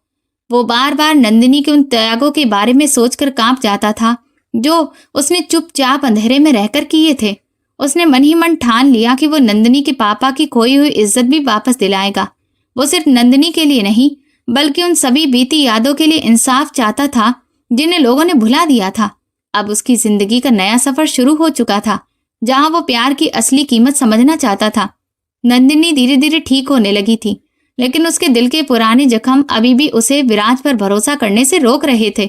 उसे लगता था कि शायद विराज ये सब सिर्फ अपने गिल्ट की वजह से ही कर रहा है, ना कि सच्चे प्यार की वजह से। विराज उसकी इस हिचकिचाहट को समझ गया था, इसलिए उसने उसे पूरा वक्त देने का फैसला किया। उसने कभी उस पर किसी तरह का दबाव नहीं डाला, बल्कि उसकी हर छोटी बड़ी खुशी का ख्याल रखने लगा जैसे वो उसकी जिंदगी की सबसे कीमती चीज हो। अब दोनों के रिश्ते में पहले से ज्यादा सम्मान और समझ आ चुकी थी। शहर की भीड़ भाड़ के बीच उस हॉस्पिटल का छोटा सा कमरा दो टूटे हुए दिलों को फिर से जोड़ने की कोशिश कर रहा था। विराज को अब एहसास हो चुका था कि कर्मा सिर्फ सजा देने के लिए नहीं होता, बल्कि इंसान को सही रास्ता दिखाने के लिए भी होता है। उसे ये भी समझ आ गया था कि नंदिनी की खामोशी उसके गुस्से और अहंकार से कहीं ज्यादा ताकतवर थी। उसने अपने बीते हुए कल की राख से नई जिंदगी बनाने की कसम खा ली, जहां झूठ और धोखे के लिए कोई जगह नहीं होगी। अब उसे सिर्फ नंदिनी की एक मुस्कान का इंतजार था। धीरे धीरे वक्त बीतता गया और नंदिनी के चेहरे पर फिर वही पुरानी मुस्कान और रंगत लौटने लगी जिसे विराज कभी घंटों देखा करता था। विराज ने धारावी के बच्चों के लिए एक स्कूल खोलने का फैसला किया, जिनका नंदिनी हमेशा माँ की तरह ख्याल रखती थी। वो चाहता था कि नंदिनी के त्याग का फायदा उन लोगों तक पहुंचे जिन्होंने उसके सबसे मुश्किल वक्त में उसका साथ दिया था। जब नंदिनी ने ये सुना तो पहली बार उसकी आंखों में विराज के लिए गर्व और अपनापन साफ नजर आया। उसे महसूस हुआ कि विराज सच में बदल चुका है और अपनी हर गलती को ठीक करना चाहता है। रात को जब चांदनी खिड़की से कमरे के अंदर आ रही थी, तब नंदिनी ने विराज को अपने पास बुलाया और उसका हाथ पकड़ लिया। उसने कहा कि वो उसे माफ कर चुकी है, लेकिन अब उसे खुद को भी माफ करना सीखना होगा, क्योंकि इतना बड़ा बोझ लेकर कोई पूरी जिंदगी नहीं जी सकता। विराज ने अपना सिर उसकी गोद में रख दिया और उसे पहली बार वो सुकून मिला जो अरबों की दौलत भी उसे कभी नहीं दे पाई थी। दोनों जानते थे कि आगे का रास्ता आसान नहीं होगा, लेकिन अब वे अकेले नहीं थे। उनकी मोहब्बत की नई शुरुआत अब सच और भरोसे के साथ होने वाली थी। अस्पताल से छुट्टी मिलने का वक्त करीब आ गया था और विराज ने नंदिनी के रहने के लिए एक बहुत ही प्यारा सा घर तैयार करवा दिया था। वो चाहता था कि नंदिनी फिर से अपने पैरों पर खड़ी हो, लेकिन इस बार किसी के एहसान पर नहीं, बल्कि अपने हक से। उसने नंदिनी के पापा के नाम पर एक फाउंडेशन भी शुरू किया ताकि ईमानदारी से बिजनेस करना और लोगों की मदद करना हमेशा जिंदा रहे। नंदिनी ने मुस्कुराते हुए अपनी नई जिंदगी की तरफ कदम बढ़ाया। उसे पूरा भरोसा था कि आखिर में कर्म हमेशा सच का साथ देते हैं। अब दोनों बस आने वाले कल का इंतजार कर रहे थे। विराज और नंदिनी के बीच अब पहले से कई ज्यादा समझ और अपनापन आ गया था, लेकिन तभी एक ऐसी खबर आई जिसने सबको हिला दिया। कुमुद देवी को अचानक हार्ट अटैक आ गया था और उनकी हालत बहुत नाजुक बताई जा रही थी। पूरे घर में तनाव का माहौल था। विराज के अंदर भी एक अजीब सी लड़ाई चल रही थी। वो अपनी माँ से नफरत करता था, लेकिन आखिर वो उसकी माँ थी और खून का रिश्ता उसे बार बार उनकी तरफ खींच रहा था। नंदिनी ने उसकी आंखों में वही बेचैनी देख ली और बिना एक पल गवाए उसे अपनी माँ के पास जाने के लिए कहा। उसने समझाया कि ऐसे वक्त में नफरत नहीं, बल्कि इंसानियत सबसे ऊपर होनी चाहिए। जब विराज अस्पताल पहुंचा तो उसने देखा कि उसकी माँ वेंटिलेटर पर थी उनके चेहरे की सारी रौनक गायब हो चुकी थी। डॉक्टर ने साफ कहा कि उनके बचने की उम्मीद बहुत कम है और शायद उनके पास ज्यादा वक्त नहीं बचा है। ये सुनकर विराज पूरी तरह टूट गया। वो उनके बेड के पास जाकर बैठ गया और उनके ठंडे हाथों को अपने हाथ में लिया। उसी पल उसे बचपन की कुछ धुंधली यादें याद आने लगी और उसका दिल बेचैन हो उठा। वो सोचने लगा कि कैसे अहंकार और नफरत ने एक खुशहाल परिवार को बर्बाद कर दिया और आखिर में सबको अकेला ही छोड़ दिया। तभी कुमुद देवी ने धीरे धीरे अपनी आंखें खोली। उन्होंने विराज को अपने सामने देखा तो उनके सूखे होंठ कांपने लगे, जैसे वो कुछ कहना चाहती हो। बहुत मुश्किल से उन्होंने नंदिनी का नाम लिया। ये सुनते ही विराज की धड़कनें तेज हो गईं। वो समझ गया कि उसकी माँ अपने आखिरी वक्त में अपने गुनाहों का बोझ हल्का करना चाहती हैं। कुमुद देवी रोते हुए बोली कि नंदिनी को मजबूर करने वाली वही थी और नंदिनी के पापा को बर्बाद करने के पीछे भी उन्हीं का हाथ था। उन्होंने ये भी बताया कि नंदिनी ने कभी उनके खिलाफ कुछ नहीं कहा, क्योंकि वो सिर्फ विराज की खुशी और उसकी इज्जत बचाना चाहती थी। कुमुद देवी रोते हुए बोली कि नंदिनी जैसी लड़की शायद दोबारा कभी इस दुनिया में नहीं मिलेगी, लेकिन उन्होंने अपनी जलन और घमंड में उसे ठुकरा दिया। विराज को महसूस हुआ कि कर्मों का हिसाब आखिर पूरा हो ही गया। उसकी माँ अब अपने ही किए हुए कर्मों की आग में जल रही थी। उसने तुरंत नंदिनी को कमरे के अंदर बुलाया ताकि वो अपनी माँ की आंखों में सच्चा पश्चाताप देख सके। तब नंदिनी कमरे में आई और बिना कुछ कहे उसने कुमुद देवी के माथे पर अपना हाथ रख दिया। उसके दिल में ना गुस्सा था और ना ही कोई शिकायत। नंदिनी की यही महानता देखकर कुमुद देवी की आंखों से लगातार आंसू बहने लगे। उन्होंने नंदिनी के दोनों हाथ कसकर पकड़ लिए और रोते हुए उससे माफी मांगने लगी। उन्होंने कहा कि अगर वो उन्हें दिल से माफ कर दे तो शायद उन्हें अपने पापों से थोड़ी राहत मिल जाए। नंदिनी ने सिर्फ इतना कहा, माँ, कर्म अपना रास्ता खुद ढूंढ लेते हैं। मैंने आपको बहुत पहले ही माफ कर दिया था। अस्पताल के उस कमरे में ऐसा सन्नाटा था जहां कभी एक बड़े साम्राज्य पर राज करने वाली औरत अपनी हार मान चुकी थी। विराज को उस दिन समझ आया कि पैसा और ताकत मौत के सामने कितने छोटे पड़ जाते हैं। आखिर में इंसान सिर्फ अपने कर्मों के साथ रह जाता है। कुमुद देवी ने विराज का हाथ नंदिनी के हाथ में रखा और हमेशा के लिए अपनी आंखें बंद कर ली। ऐसा लगा जैसे उन्हें आखिरकार सुकून मिल गया हो। उसी पल नफरत का एक लंबा सफर खत्म हो गया, लेकिन पीछे एक गहरी उदासी छोड़ गया। अंतिम संस्कार के बाद विराज ने नंदिनी से कहा कि अब वे दोनों चाहें तो फिर से अपनी पुरानी आलीशान जिंदगी में लौट सकते हैं, जहां सब कुछ पहले जैसा होगा। लेकिन नंदिनी ने उसकी तरफ देखा और बहुत शांति से सिर हिलाकर मना कर दिया। ये बात विराज को अंदर तक चुभ गई। नंदिनी ने कहा कि वो पुरानी नंदिनी नहीं रही, जो सिर्फ सुख सुविधाओं की आदी थी और जिसे अपनी मेहनत पर भरोसा नहीं था। अब वो जैसी है उसी में खुश है, क्योंकि इसी सफर ने उसे सच की पहचान कराई है। उसने कहा, विराज, दौलत ने हमारी मोहब्बत को जला दिया था और मैं दोबारा उस आग के पास नहीं जाना चाहती जहां इंसानियत अक्सर खत्म हो जाती है। उसने विराज को समझाया कि उसकी ताकत और उसका पैसा उन लोगों के काम आना चाहिए जो हर दिन इस सिस्टम में पिस रहे हैं। वो चाहती थी कि विराज अपनी कामयाबी सिर्फ अपने लिए नहीं, बल्कि दूसरों के जख्मों को भरने के लिए इस्तेमाल करे। विराज समझ चुका था कि नंदिनी अब सोच में उससे बहुत आगे निकल चुकी है। उसने नंदिनी से कहा कि कम से कम वो उसके साथ रहे, चाहे जैसी भी जिंदगी हो, लेकिन अब वो अकेले नहीं रहना चाहता। नंदिनी ने मुस्कुराकर कहा कि कर्मों का हिसाब हर इंसान को खुद ही चुकाना पड़ता है और उसे भी अपना रास्ता खुद ईमानदारी से तय करना होगा। उसने कहा कि वो धारावी में अपनी छोटी सी सेवा ऐसे ही जारी रखेगी और वक्त वक्त पर उसे सही रास्ता भी दिखाती रहेगी, ताकि वो कभी भटके नहीं। अब उनके बीच ऐसा रिश्ता बन चुका था जो साथ रहने से भी कई ज्यादा गहरा था। विराज ने फैसला किया कि वो अपनी माँ की पूरी वसीयत एक चैरिटेबल फाउंडेशन को दे देगा और उसका नाम नंदिनी फाउंडेशन रखेगा। वो चाहता था कि इस नाम से हजारों लड़कियों को पढ़ाई और सुरक्षा मिले, ताकि किसी और की जिंदगी इस तरह कभी बर्बाद ना हो। नंदिनी ने उसके इस फैसले की दिल से तारीफ की और पहली बार उसे एक सच्चे दोस्त की तरह गले लगा लिया। अब उनकी मोहब्बत, चाहत और हक से आगे बढ़कर समाज की भलाई का हिस्सा बन चुकी थी। वक्त के साथ साथ विराज पूरी तरह बदल गया। उसने अपनी लग्जरी कारें और महंगे शौक छोड़ दिए और सादगी भरी जिंदगी अपनानी शुरू कर दी। अब वो अक्सर शाम को नंदिनी के साथ झुग्गियों में जाता और वहां बच्चों की पढ़ाई के लिए खुद जमीन पर बैठकर प्लान बनाता। उसे अब उस धूल और शोर में जो सुकून मिलता था वो कभी अपने महंगे ऑफिस में भी नहीं मिला था। नंदिनी को देखकर उसका सीना गर्व से भर जाता, क्योंकि वही उसकी जिंदगी बदलने की सबसे बड़ी वजह थी। समाज के लोग विराज के इस बदलाव को देखकर हैरान थे। कई लोग उसे पागल भी कहने लगे थे, लेकिन उसे अब किसी की परवाह नहीं थी। वो जानता था कि उसने अपनी जिंदगी के सबसे कीमती साल नफरत में बर्बाद कर दिए और अब बाकी की जिंदगी सिर्फ प्यार और भलाई के लिए जीनी है। उसने नंदिनी के लिए एक छोटा सा घर बनवाया, लेकिन नंदिनी ने उसे भी अनाथ बच्चों के रहने की जगह बना दिया, ताकि जिनके सिर पर छत नहीं है उन्हें एक घर मिल सके। उनकी ये अनोखी साझेदारी पूरे मुंबई में चर्चा का विषय बन गई। एक रात दोनों समुद्र किनारे बैठे थे, तभी विराज ने नंदिनी से पूछा कि क्या उसे कभी अपनी पुरानी अमीर जिंदगी की याद नहीं आती। नंदिनी हल्का सा मुस्कुराई और बोली, जब इंसान के दिल में सुकून हो तो बाहर की चमक दमक की कोई कीमत नहीं रह जाती। उसने कहा कि कर्मों का फल ही उसे यहाँ तक लेकर आया है और इस पूरे सफर के लिए वो भगवान का दिल से शुक्रिया करती है।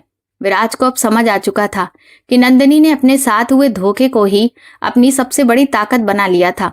तभी हल्की हल्की बारिश फिर से शुरू हो गई, लेकिन इस बार नंदिनी बारिश से बचने के लिए नहीं भागी, बल्कि उसने अपनी बाहें फैला दी और उन बूंदों को मुस्कुराकर महसूस करने लगी।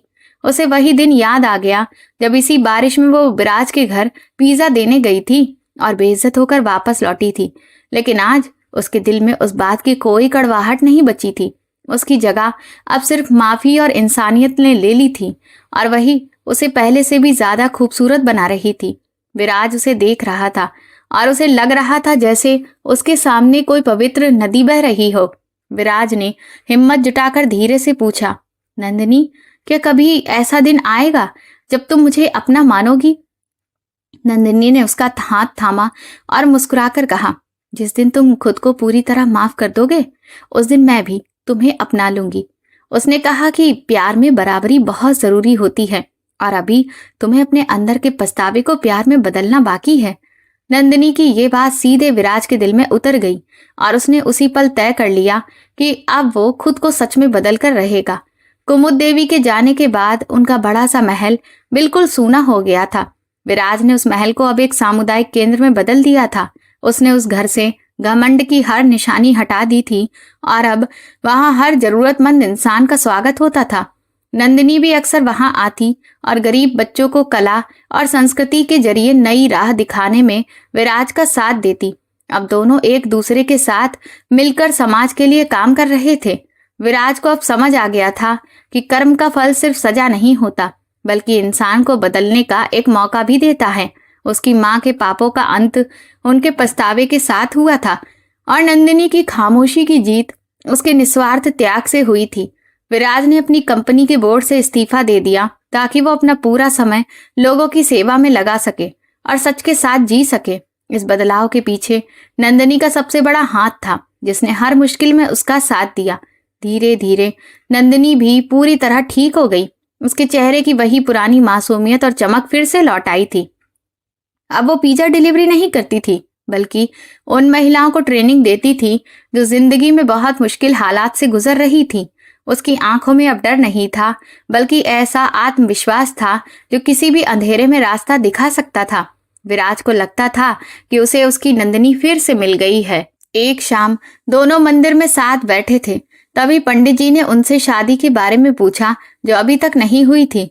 नंदिनी ने विराज की तरफ देखा और मुस्कुराकर कहा, हमारी आत्माएं तो बहुत पहले ही एक हो चुकी हैं, अब इन रस्मों की जरूरत नहीं है। विराज भी मुस्कुरा दिया, क्योंकि वो जानता था कि उनका रिश्ता अब दुनिया के हर दिखावे से बहुत ऊपर जा चुका है। अब उन्हें किसी को कुछ साबित करने की जरूरत नहीं थी, क्योंकि उनके कर्म ही उनकी पहचान बन चुके थे। चांदनी रात में दोनों की परछाइयां एक साथ जमीन पर पड़ रही थी और बिना कुछ कहे उनके अटूट भरोसे और प्यार की गवाही दे रही थी। विराज को महसूस हुआ कि उसने जिंदगी में जो कुछ खोया था उससे 1000 गुना ज्यादा उसे वापस मिल चुका है, क्योंकि इस बार उसके साथ सच्चाई थी। नंदिनी के साथ बिताया हर पल उसे भगवान के और करीब ले जा रहा था और उसे जिंदगी का असली मतलब समझा रहा था। दोनों शांति के साथ आगे बढ़ते रहे, क्योंकि अब उन्हें यकीन था कि उनका भविष्य सुरक्षित है। मुंबई में आज फिर वैसी ही बारिश हो रही थी जैसी उस रात हुई थी जब नंदिनी पिज्जा लेकर विराज के दरवाजे पर पहुंची थी। लेकिन आज नफरत की हर दीवार टूट चुकी थी और चारों तरफ सिर्फ सेवा और अपनापन था। नंदिनी धारावी के उस नए सामुदायिक केंद्र में बच्चों को पढ़ा रही थी जिसे उसने और विराज ने मिलकर बनाया था। तभी अचानक पुरानी इमारत का एक हिस्सा तेज बारिश की वजह से हिलने लगा और देखते ही देखते छत का हिस्सा भरभराकर गिर पड़ा।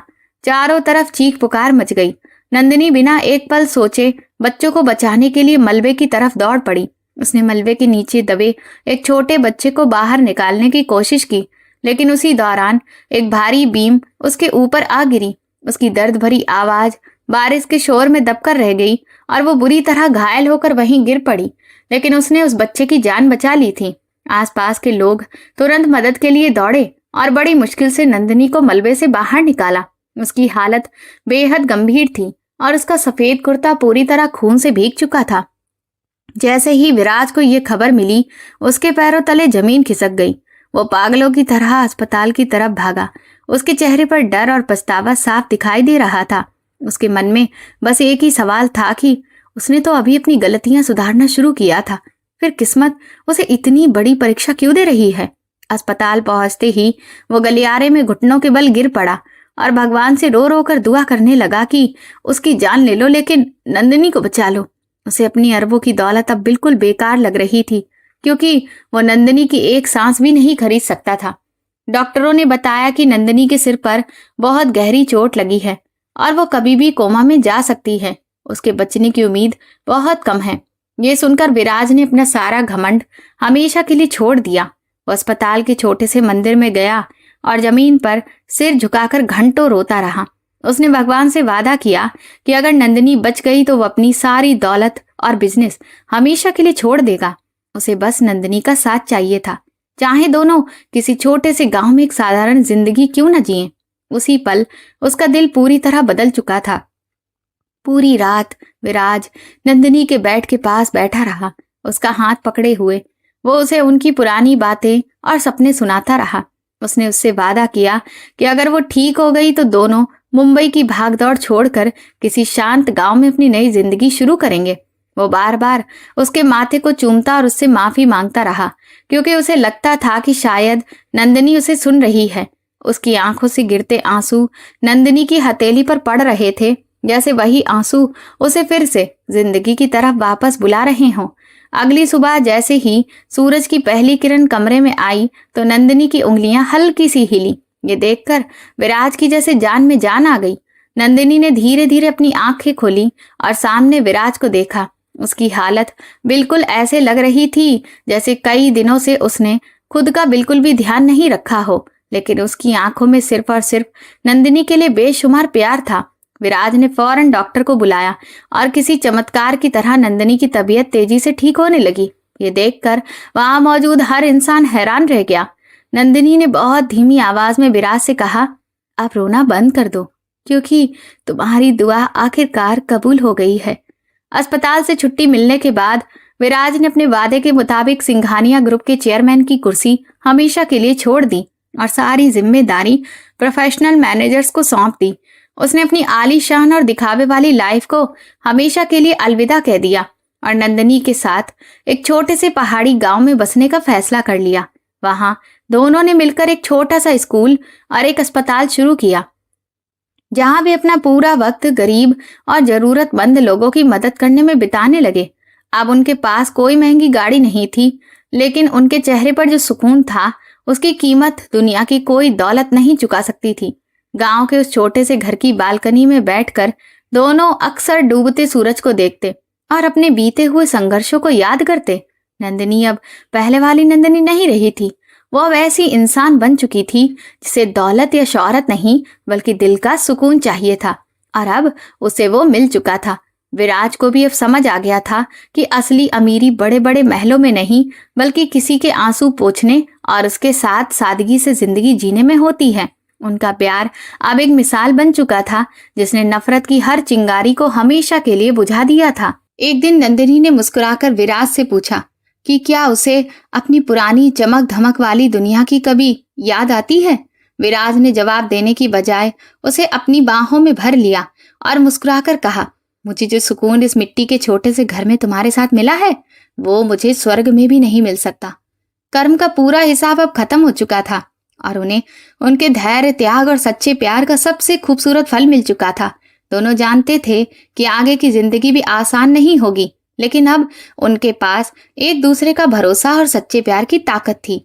देखते ही देखते कई साल गुजर गए और उस छोटे से गांव में खुशहाली की नई लहर दौड़ गई। ये देखकर हर किसी का दिल खुशी से भर जाता था। नंदिनी और विराज अब सिर्फ पति पत्नी नहीं रहे थे, बल्कि पूरे इलाके के लिए भगवान का दूसरा रूप बन चुके थे, क्योंकि वे हर जरूरतमंद की मदद के लिए हमेशा सबसे पहले खड़े रहते थे। पिज्जा डिलीवरी वाली वो रात अब सिर्फ एक धुंधली याद बनकर रह गई थी, जिसने उनकी पूरी जिंदगी का मतलब बदल दिया था। उन्होंने साबित कर दिया कि अगर प्यार सच्चा हो तो वो इंसान को दुनिया की हर बुराई से लड़ने की ताकत देता है और उसे फिर से जीना सिखा देता है। एक शाम जब दोनों समुद्र के किनारे टहल रहे थे तो विराज ने नंदिनी का हाथ पकड़कर कहा, सच में किस्मत का खेल कितना अजीब और कितना खूबसूरत होता है। नंदिनी मुस्कुरा दी और अपना सिर विराज के कंधे पर रख दिया। उसकी आंखों में आने वाले कल के हजारों सुनहरे सपने चमक रहे थे। हवा में मोंगरे की वही पुरानी खुशबू घुली हुई थी जो उन्हें कॉलेज के उन मासूम दिनों की याद दिला रही थी। आज वे सच में अमीर थे, क्योंकि उनके पास संतुष्टि, प्यार और एक दूसरे का निस्वार्थ साथ हमेशा के लिए था। बीते हुए समय की सारी कड़वाहट अब खत्म हो चुकी थी और आगे की राह उन्हें फूलों से सजी हुई नजर आ रही थी। विराज ने अपनी डायरी में लिखा, इंसान अपनी दौलत से नहीं बल्कि अपने कर्मों से बड़ा बनता है और यही मेरी जिंदगी का सबसे बड़ा सच है। नंदिनी के चेहरे की मुस्कान अब उसके लिए दुनिया का सबसे बड़ा इनाम बन चुकी थी, जिसे वो कभी अपनी नजरों से दूर नहीं होने देना चाहता था। दोनों शांति से अपनी छोटी सी कुटिया की तरफ बढ़ गए, जहां प्यार का दिया हमेशा की तरह जल रहा था। किस्मत ने उन्हें मिलाया, फिर अलग किया और आखिर में ऐसे मोड़ पर लाकर खड़ा कर दिया जहां सिर्फ सच और धर्म की जीत होना तय था। नंदिनी का संघर्ष और विराज का अहंकार से उसे समर्पण तक का सफर अब पूरी तरह से पूरा हो चुका था और हर इंसान के लिए एक प्रेरणा बन गया था। उनकी कहानी उन सभी लोगों के लिए एक सीख थी जो दौलत कमाने की दौड़ में अपनी इंसानियत और अपने रिश्तों को पीछे छोड़ देते हैं। प्यार ही वो आखिरी सच है जो मौत से भी जीत सकता है और हमेशा अमर रहता है। गांव के बच्चे नंदिनी को दीदी और विराज को भैया कहकर बुलाते थे और उनका घर हर वक्त हंसी, खुशियों और बच्चों की खिलखिलाहट से भरा रहता था। विराज ने वहां एक छोटी सी लाइब्रेरी भी बनवाई थी, जहां वो बच्चों को महान लोगों की प्रेरणादायक कहानियां सुनाता था, ताकि वे भी बड़े होकर अच्छे इंसान बन सकें। नंदिनी ने गांव की महिलाओं के लिए एक सिलाई सेंटर शुरू किया था, ताकि वे अपने पैरों पर खड़ी हो सकें और सम्मान के साथ अपनी जिंदगी जी सकें। उनका छोटा सा संसार अब एक बड़े परिवार में बदल चुका था, जहां कोई भी किसी के लिए पराया नहीं था। अंधेरी रात के बाद जो सुबह आई थी वो उम्मीद और रोशनी से भरी हुई थी, जिसने हर किसी की जिंदगी में नई चमक ला दी थी। विराज और नंदिनी ने महसूस किया कि जिंदगी के बड़े बड़े दुख सिर्फ इंसान को मजबूत बनाने आते हैं, ताकि वो सच और रिश्तों की असली कीमत समझ सके। कर्म का चक्र अब पूरी तरह से थम चुका था और उन्हें उस सुकून के किनारे पहुंचा चुका था जहां सिर्फ प्यार, भरोसा और खुशियां थीं। दोनों बिना कुछ बोले एक दूसरे की आंखों में देखकर हजारों अनकही बातें समझ लेते थे। इस कहानी का अंत सिर्फ एक अंत नहीं है, बल्कि एक नई और खूबसूरत शुरुआत थी जो कभी खत्म होने वाली नहीं थी। नंदिनी के पापा की आत्मा भी शायद ऊपर से ये सब देखकर अपनी बेटी को आशीर्वाद दे रही होगी कि उसने कभी हार नहीं मानी। कुमुद देवी के पछतावे ने भी उन्हें उन पापों से आजाद कर दिया था जो सालों से उनके दिल पर बोझ बनकर पड़े थे। अब चारों तरफ सिर्फ उजाला ही उजाला था और उसी उजाले में विराज और नंदिनी का प्यार हमेशा के लिए चमकता रहने वाला था। तो दोस्तों, आप किस शहर से हमारी कहानी सुन रहे हैं और आपको ये कहानी पसंद आई हो तो कमेंट करके जरूर बताएं। इस वीडियो को लाइक करें, शेयर करें और हाइप दें। साथ ही चैनल को सब्सक्राइब करना ना भूलें और अगर आपको मेरी मेहनत पसंद आई हो तो मुझे सुपर थैंक्स देकर अपना प्यार और सपोर्ट जरूर दिखाएं, ताकि मैं आपके लिए ऐसी ही शानदार कहानियां लाती रहूं। ये कहानी पूरी तरह से काल्पनिक है। इसमें दिखाए गए सभी पात्र, घटनाएं और संवाद केवल मनोरंजन एवं प्रेरणात्मक उद्देश्य से प्रस्तुत किए गए हैं। इसका किसी भी वास्तविक व्यक्ति, संस्था या घटना से कोई संबंध नहीं है। यदि कोई समानता दिखाई दे तो उसे मात्र संयोग माना जाए। धन्यवाद।